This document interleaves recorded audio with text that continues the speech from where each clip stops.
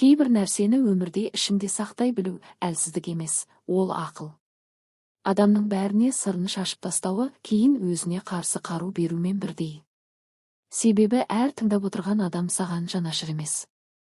Бірі қызық көреді, бірі қызғанады, бірі ертең сен құлаған сәтте сол сырыңды алдыңа жайып салады. Сондықтан өмірде ешкімге айтуға болмайтын 5 құпия бар. Біріншісі болашақ жоспарың.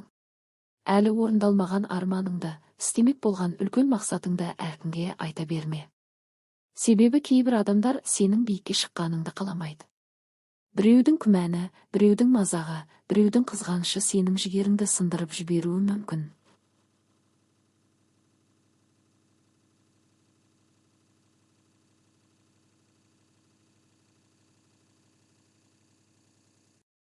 Кейде үндемей әрекет еткен адам ғана мақсатына тез жетеді.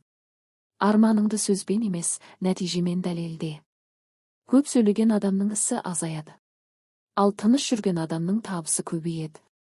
Екіншісі отбасыңның ішкі мәселесі.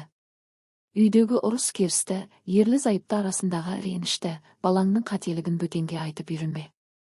Бүгін сені жұбататын адам ертең сен туралы өсек айтуы мүмкін. Отбасының берекесі сыртқа шықпаған сырда. Көп адам өз үйін емес, біреудің үйіндегі әңгімені талқылағанды жақсы көреді.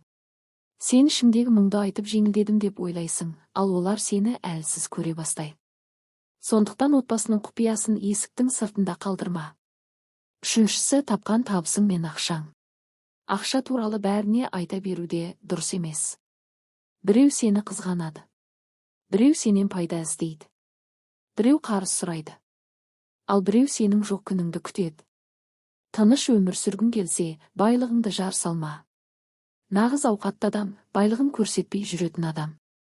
Қазір көп адам бақытты болу үшін емес, елге көрсету үшін өмір сүріп кеткен. Ал шынайы тыныштық қарапайымдылықта. Төртіншісі жасаған жақсылығың. Біреуге көмектестің бе? Жетімге жәрдем бердің бе? Біреудің көз жасын сүрттің бе? Оны бүкіл елге жариялаудың қажеті жоқ. Себебі шынайы жақсылық міндет қылып айтылмайтын нәрсе. Қазір кей адамдар жақсылықты сауап үшін емес, мақтау үшін жасайды. Бірақ үндемей жасаған жақсылықтың қайырымы да үлкен болады. Адам емес, Алла білсе жеткілікті. Бесіншісі жүрегіңдегі ең ауыр жара. Сені кім ренжітті, кім сатып кетті, кім алдады, оны бәріне айтып жүрудің қажеті жоқ. Кей адамдар сенің қайғыңа жанашыр болмайды, олар тек сенің әлсіз тұсыңды біліп алады. Өмірде бәріне ішіңді аша беру қауіпті. Кейбір мұңды уақыт қана емдейді. Ал кейбір жараны үнсіздік қана жасырады. Сабыр сақтаған адам бір күні бәрінен мықты болып шығады. Сондықтан өмірде үндемеу керек жерді білу үлкен даналық. Әр сөзді әр адамға айта беру дұрыс емес. Тіліңді тыйсаң, бәледен аман қаласың.